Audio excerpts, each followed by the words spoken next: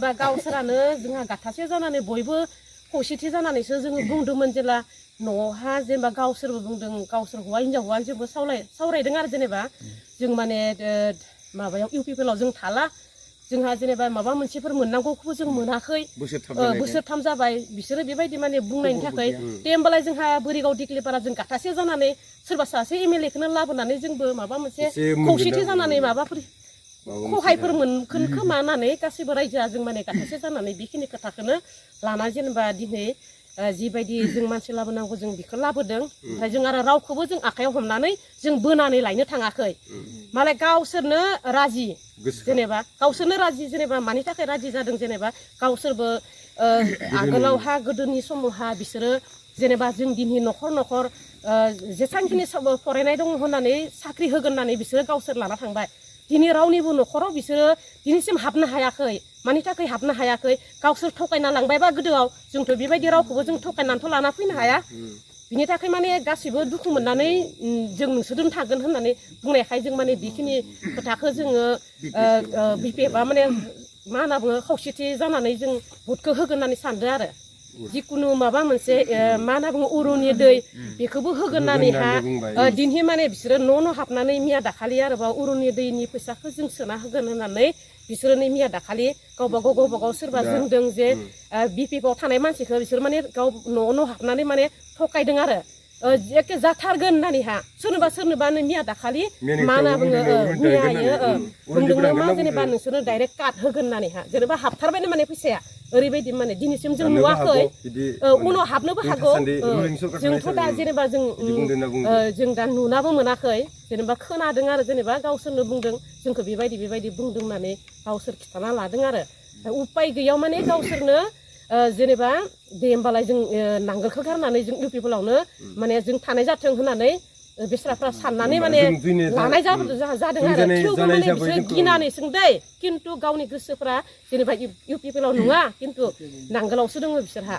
बेबायदि आं बेखिनिखौनो बुंनानै जुनि जानाय हिसाबै मिया नङा होमबा जुनि जानाय हिसाबै बिसोरबो फैयाखै जोंनि न'हा सोबखौनो जोंखौ सोङाखै खिन्थु बिसोर मा बुंनो बिसोर जुनि जानाय हिसाबै जोंखौथ' रावखौबो सोङाखै गामियाव जोंथ' बरिगाव दिग्लिपारा हिसाबै लाबोनाय हिसाबै नङा होमबा जुइनिं जाबाय जोङो बरिगाव दिग्लिपारा हिसाबै दा होमबा बिसोरो सोरबा सासे सानैखौ लानानै जायखौ नारसिननो हानाय बेखौ नारसिननानै बे सासे सानैखौ लिंनानै उरुनिनि थाखाय दानना होगोन होनना बुंदोंनो सोरबा आरो माबा सोरबा न' मोननो गोनां बिसोरा आद्रा दङ आद्राफोरखौ बिसोरखौ दानगोन होननानै बुंबायनो हिसाबै गिनानै बिसोरबो गिबाय जायनि न'आव दानोबा माबोरै जागोन आरो जुदि दानना होयोबाथ' आं न'खौ मोनलिया आरो जुदि होयोबाथ' होमबा इउपिएलआसो होगोन रुलिं सरकार हिसाबै बाथ' बिपिएफआथ' होनो हाया बिदि साननानै माने माबाया बे मियानि बे इउपिएलनि हानजाया माने फैनानै जों माने बिदि गाग्लोबनाय जादों आरो माने बुंनाय जादों आरो बेफोरखौ जोंखौ सिगि सग खालामनानै बे जुइनिं मानसिखौ माने बिसोरो उल्थाहै माने इउपिएलआव लांफिननाय जादों आरो माने बेबायदि माने बेखायनो आं मा बुंनो नङा होमबा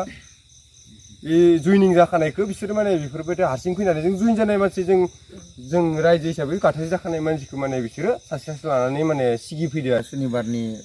समावहा निउसाव बा दिनै ओंखारबाय निउसाव जोंखौ माने दा जों निउसाव नुनो मोनबाय आरो जोंनि बरिगाव दिग्लिपारायावहा जे बिपिएफनि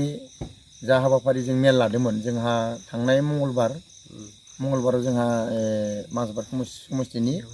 जों सरन बर' सारखौ बिथांखौ लाबोनायावहा दा सानैसो माने जोंनि बे बरिगाव दिग्लिपारानिनो बिथांमोनाबो जों रायजोनि मानसिमोन दा जों बरिगाव दिग्लिपारानि रायजोखौ बिथांमोना निउस चेनेला सिं खालामनाय जाबाय आरो दा बिथांमोना जेबायदि निउसाव बुंदों बिथांमोनखौनो जों फुस्लान लाबोदोंनो बे नंखाय जोंनि जा धोरोम मंगलबार सानाव जोंहा धोरोम हिसाबै बाथौ धोरोममोन बे खालि मोनाबिलिसिम जोंहा आर'जआ जायाखै एसे जों स्रां ब्रां जोबदों मानो होनब्ला जोंनि बरिगाव दिग्लिपारायावहा जा अभाब बे अभाबखौ जोंनि दा थानाय रुलिं सरकारा जेबो नायफैयाखै 3 बोसोर जाबाय जे जितु माने इउपिएल सरकार दा जोंहा जोंनि मा बुङो बेखौ एमआ जाबाय जोंहा निलुत सरगियारिमोन बिथाङा दिनै 3 बोसोर जाबाय बिथाङा 3 बोसोरावहा दिनै जोंखौ ना सिनाय मोनो ना गामिखौनो सिनाय मोनो ना बबेबा अफिसाव गावसोरनि बिसिसि अफिसावनो मेल खोंदों जेबो मोनसेबो मेल खोङाखै बिथाङा बा रायजोजों देखा गैया दिनैसिम दा बिथांखौ जोङो सानना लानो हाबाय आरो रायजोआ जे बिथांजों थाबाय थायोबा जोंहा ओंखाम गैला बेवहाय जों दिनै बरिगाव दिग्लिपारा जों बिपिएफखौ जों गाव बरायना लादों बेवहाय जों बरायनानै जों गावनि बायदियै जों बिथांमोनखौ लाबोनानै जों बेयाव मेल खुंदों जोङो जा जुइन जानांगौ जुइन जाहोबाय जों जा फामालि फान लानांगौ जों गोसोबायदि लादों बेयावहा सोरबा इउपिपिएलनि मानसिया जोंनि मानसि सानै साथामखौ लानानै जे बरनाम थिखांबाय बे गामिखौ बे नंखाय बे साथाम मानसिया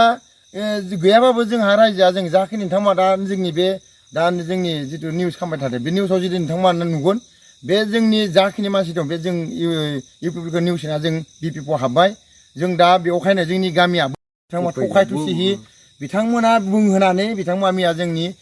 गामिखौ माने बेरेखा खालामनो थाखाय बेखौ बिसोर फोसावदोंमोन बेखौनो जों गनायबाय बेखौनो जों होथारगोन बेवखायनो आंनि साननाय आं दाबो बेखौनो बुंगोन बयबो आंनो रासिखौ खालामनांगौ आरो दा बिपिएफ जिन्दाबाद बिपिएफ जिन्दाबाद गुबुना हो दा हो जों बुरिगान दिगिलपारा जों बिपिएफ जिन्दाबाद जों बेयावनो होथारगोन जों बेखौनो आसा फारिबाय जाहाथे जों देना होथारगोन जों बेनो जों रिकुवेस्ट बुरिगान दिगिलपारा जै जाथों बिपिएफ जिन्दाबाद गुबुना हो दा हो जों बुरिगान दिगिलपारा जों बिपिएफ जिन्दाबाद जों बेयावनो होथारगोन जों बेखौनो आसा फारिबाय जाहाथे जों देना होथारगोन जों बेनो जों रिकुवेस्ट बुरिगान दिगिलपारा जै जाथों